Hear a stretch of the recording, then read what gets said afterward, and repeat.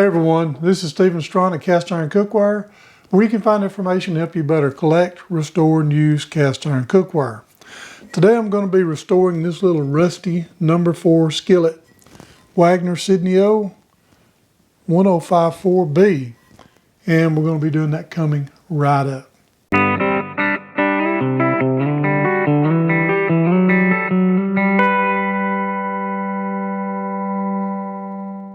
Before we get started, I just want to say thank you to everyone that's purchased my product, Easy Beezy Cast Iron Seasoning.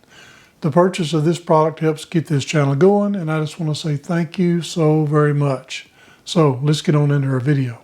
Like I said in the opening, we're going to take this little rusty skillet, and it's a number 4 Wagner Sydney, and you can see it is covered in rust.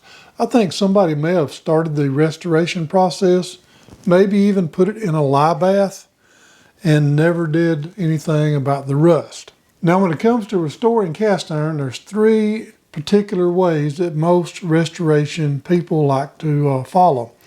One is the one that everybody loves, and that is using an electrolysis tank. Now everybody doesn't have one, but I will say this, electrolysis will remove all of the organics and the rust, and pretty much anything else. Now, when it comes to rust by itself, a lot of people use a vinegar scrub. And when it comes to removing old seasoning, if you don't have access to electrolysis, you can use a lye bath. Another variation of the lye bath is the Easy Off Oven Spray method.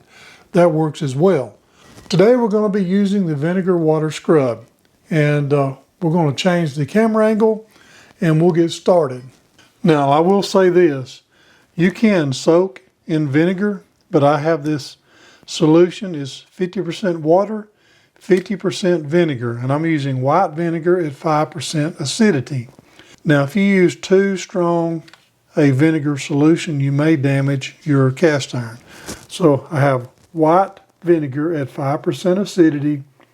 5 to 10% is going to be fine. You don't want to go over that. Now we're going to take the 5% acidity and dilute it by half. So we have 2.5% acidity once I drop it down with 50% water.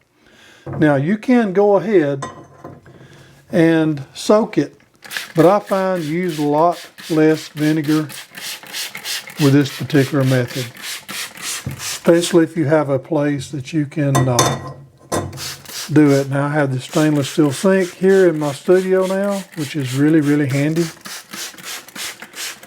And I'm just going to give it a spray down, and I'm going to scrub it just a little to try to remove the outer thickest part, the part that's going to come off the easiest. Give it a rinse.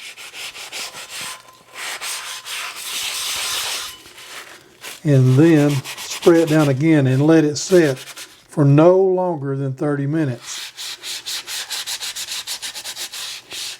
Because if you already have pitting in your surface, that vinegar will go right after it and those pits will get larger and larger.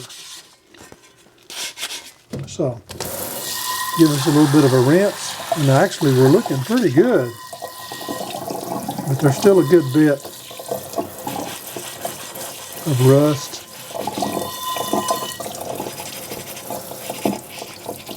We'll get in all them little nooks and crannies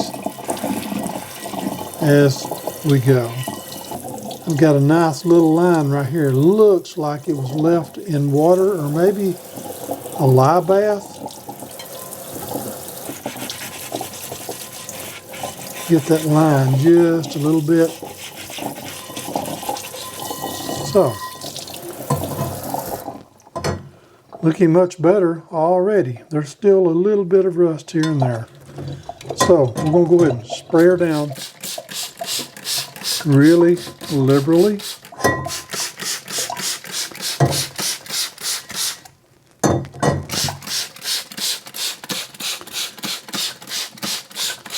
Now if you come back before the 30 minutes is over and it starts drying, go ahead and give it another squirt or two. just to keep it moist. That's the key, keeping it moist. So we're going to start our clock. We're going to come back in 30 minutes. Probably come back a couple times between now and then, just to make sure it's not dried, to give it another squirt. Okay, it's been 30 minutes. I did come back in here about halfway through and give it another spray. So let's take a look here and see. Now this is just a plastic type scrubby. It's not abrasive at all. Not metallic. Of course, you can use an S.O.S pad or what is commonly called a Brillo pad or fine steel wool infused with soap. Once I get the initial rust removed, I'll probably go to a soap pad like that. Okay, let's get us a little bit of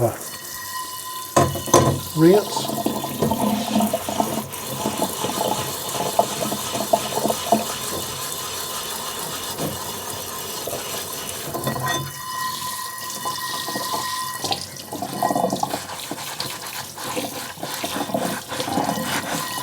Right now it's cold water. It's going to take a minute for the warm water to get up to my faucet. Now I'm going to break out the big guns. This is a great value soap pad. It's the same as what people would call a Brillo pad. It's a soap infused fine steel wool. It's not going to hurt the surface whatsoever. So we're going to give it a good scrubbing with this.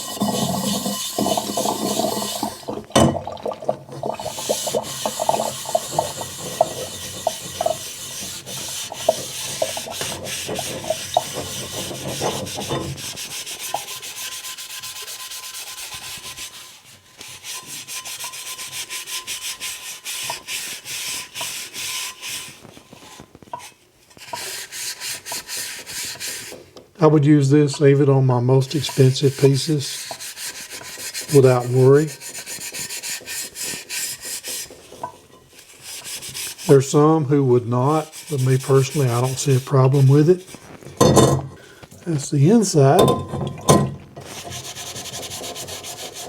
Now this particular handle on this piece right here has got a lot of little crannies.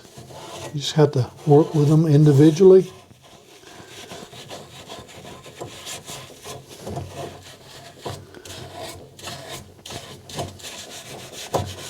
Okay, once we get to the hard parts, then we can put our attention on the outer parts. I did notice a ring, and it looks like it goes all the way around. I believe someone had it in a lye tank at one time or another, and it wasn't completely submerged. And what happened is it left a little bit of a rust ring all the way around it. You can't hardly see it, you mostly can feel it. Right there you may be able to see the line. And it's a level line, so evidently it was underwater, kind of cocked sideways, causing it to have a water level line there. Now this has got an outer heat ring, so we're going to try to get inside that little groove.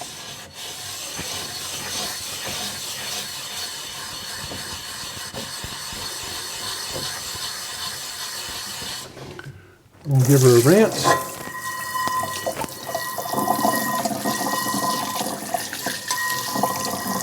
There is quite a bit of staining, especially right down through here. I don't believe that's seasoning. I think that's just staining.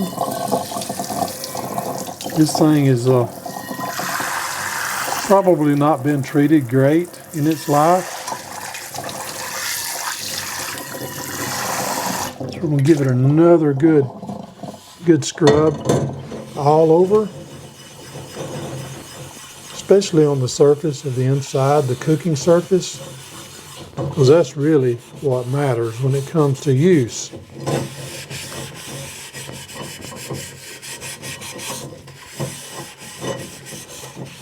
As far as I can tell, there's no pitting at all on this piece, mostly just staining, probably because it was in a restoration process. It got halted halfway through.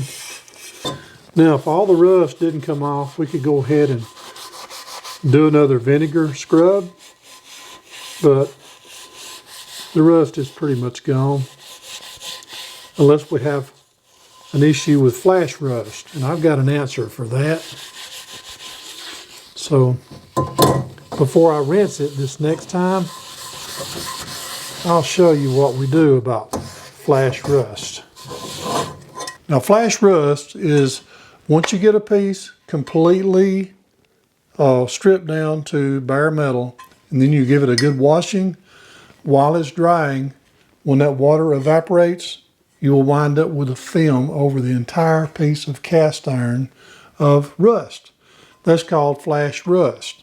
What I've found the best thing, and I'm going to show that on this video, is while your piece is still wet, before any evaporation takes place, I like to use hot water to rinse. The hotter the better. The reason why is it makes the pan warm.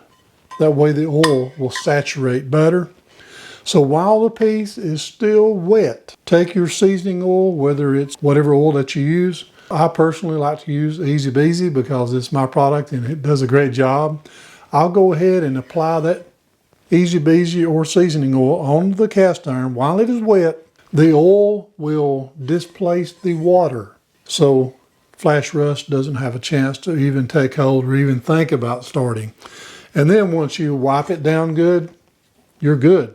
We're going to get our water as hot as we can get it. Okay.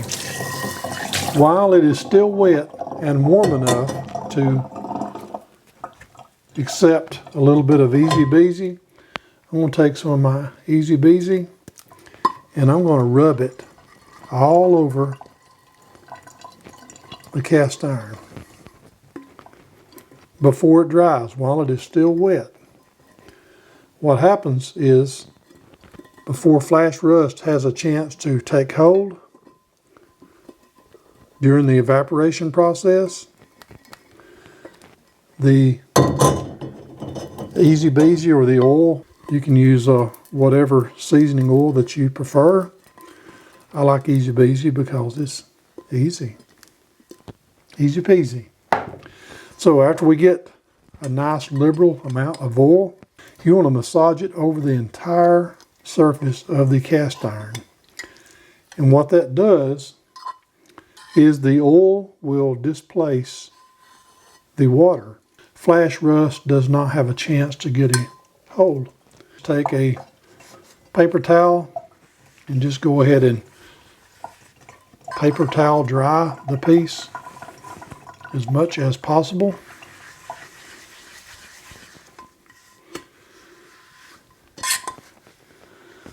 So one paper towel infused.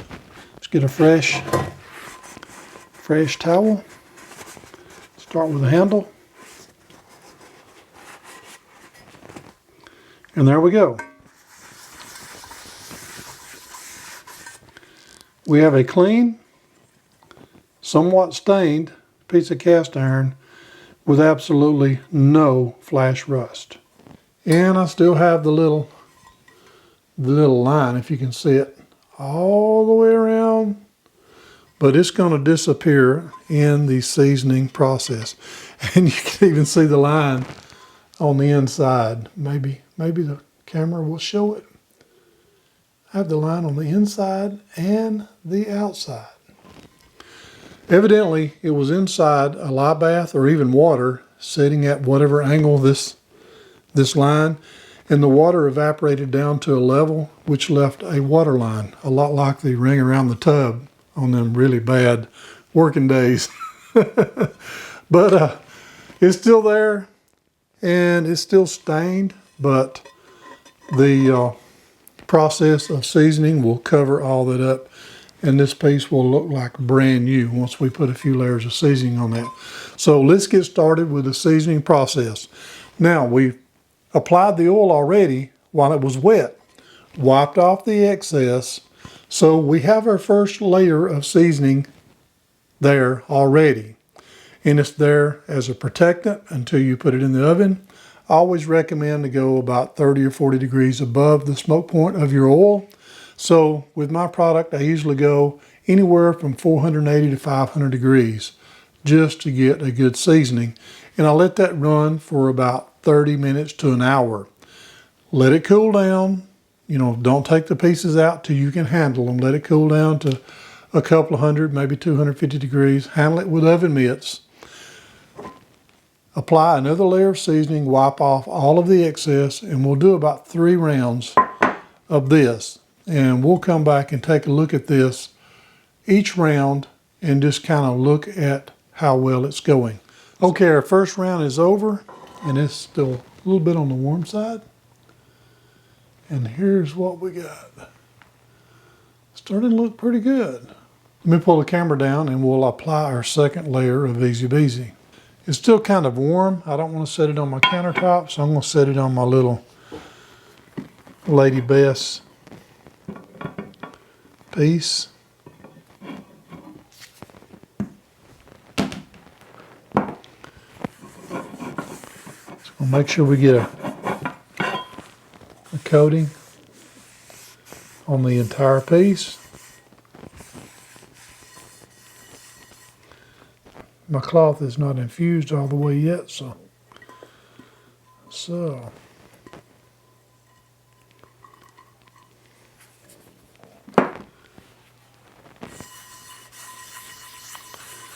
this is my application cloth.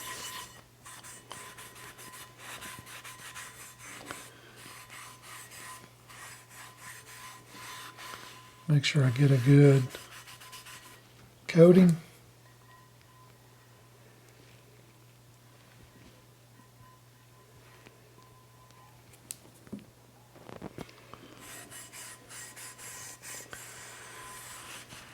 You can apply it as liberally as you need to as far as getting it applied.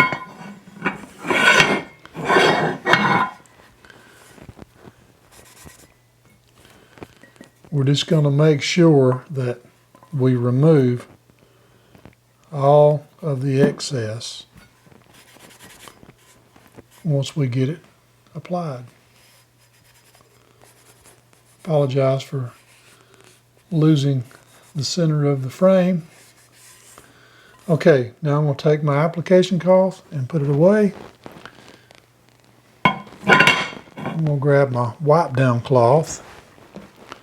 And one reason why I like using the sleeves is you can turn these things inside out and get a good dry spot.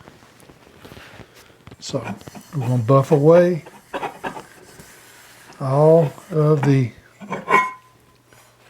excess.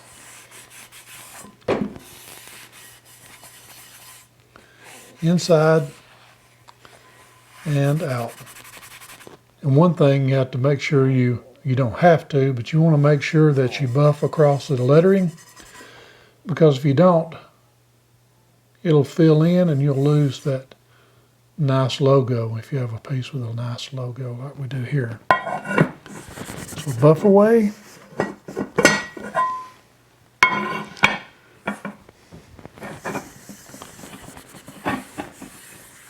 So we're going to stick this back in the oven from 30 minutes to an hour at 500 degrees. Then we'll check out what our second round comparison looks like. So, okay, we got our third round out and it's starting to look a little better. So we're going to go ahead and pull the camera down and apply our last layer of seasoning to this piece. Okay, so it's still pretty warm.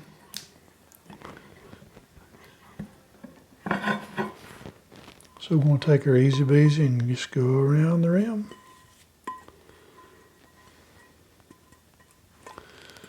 Go ahead and go around the outside.